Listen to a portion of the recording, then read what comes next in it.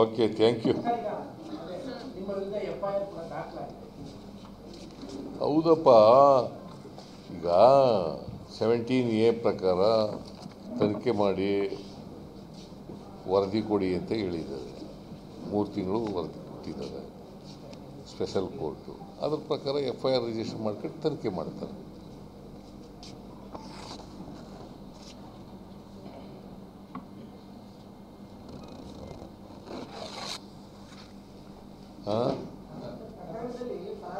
ಈಗ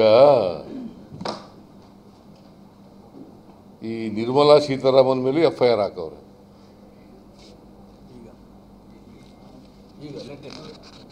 ಜನಪ್ರತಿನಿಧಿಗಳ ನ್ಯಾಯಾಲಯ ನಿರ್ಮಲಾ ಸೀತಾರಾಮನ್ ಯಾರವರು? ಮತ್ತೆ ಅವ್ರ ಮೇಲೂ FIR ಹಾಕವ್ರೆ. ಚುನಾವಣಾ ಬಾಂಡ್ ಮೂಲಕ ಹಣ ಸಂಗ್ರಹ ಮಾಡೋದ್ರ ಕುರಿತು ಚುನಾವಣಾ ಬಾಂಡ್ ಮೂಲಕ ಸುಲಿಗೆ ಮಾಡ್ತಿದ್ರಲ್ಲ, ಅದ್ರ ಮೇಲೂ FIR ಹಾಕ್ತಾರೆ. ಇವತ್ತು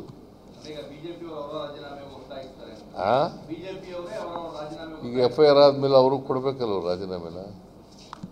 ಅವ್ರಿಗೆ ಕೇಳಲಿ, ರಾಜೀನಾಮೆ ಕೊಟ್ಬಿಡು ಅಂತ ಕೇಳ್ತಾರೆ. ಬೆಳಿಗ್ಗೆ ನಾನು ಹೇಳಿದ್ದೆ ಇದನ್ನು ನಿಮಗೆ, ಬೆಳಿಗ್ಗೆ ಈ ವಿಷಯನ ಹೇಳಿದ್ದೆ ನಿಮಗೆ. ಈಗ ನನ್ನ ಕೇಸ್ನಲ್ಲಿ, ನಮ್ಮ ಕೇಸ್ನಲ್ಲಿ ಲೋಯರ್ ಕೋರ್ಟ್ನವರು ತೀರ್ಮಾನ ತಗೊಂಡಿದ್ದಾರೆ. ಸ್ಪೆಷಲ್ ಕೋರ್ಟ್ನವರು ಈ ರಾಷ್ಟ್ರಪತಿ ಅಲ್ಲ, ಇವರು ರಾಜ್ಯಪಾಲರು 17A ಎಂಕ್ವೈರಿ ಮಾಡಿ ರಿಪೋರ್ಟ್ ಕೊಡಿ ಅಂತ ಹೇಳಿದ್ದಾರೆ. ಅದರ ಆಧಾರದ ಮೇಲೆ ಕೆಳಗಡೆ ಇಲ್ಲಿ ಕಂಪ್ಲೇಂಟ್ ಹಾಕಿದ್ರಲ್ಲ, ಅವರು 3 ತಿಂಗಳಲ್ಲಿ ರಿಪೋರ್ಟ್ ಕೊಡಿ, ತನಿಖೆ ಮಾಡಿ ರಿಪೋರ್ಟ್ ಕೊಡಿ ಅಂತ ಹೇಳಿದ್ದಾರೆ.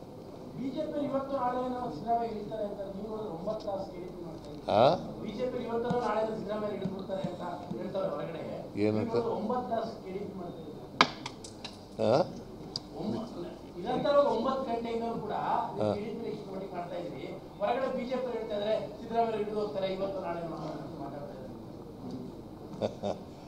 ಈಗ ಮೊದಲು ಕುಮಾರಸ್ವಾಮಿನ ಇವ್ರ ಮೇಲೆ ರಾಜೀನಾಮೆ ಕೊಡಿಸ್ಲಿ, ಆಮೇಲೆ ನೋಡೋಣ.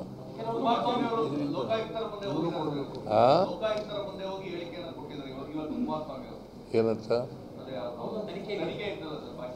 ಹಾಂ, ಮತ್ತೆ ಅವ್ರು ರಾಜೀನಾಮೆ ಕೊಡಬೇಕಲ್ವಾ?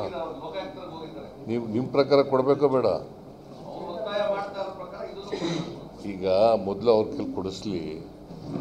ಈಗ ಮೋದಿಯವರು ಕೊಡಬೇಕಾಗತ್ತೆ, ಚುನಾವಣಾ ಬಾಂಡ್ ಮೂಲಕ ಮೋದಿಯವರು ಕೊಡಬೇಕಾಗತ್ತೆ.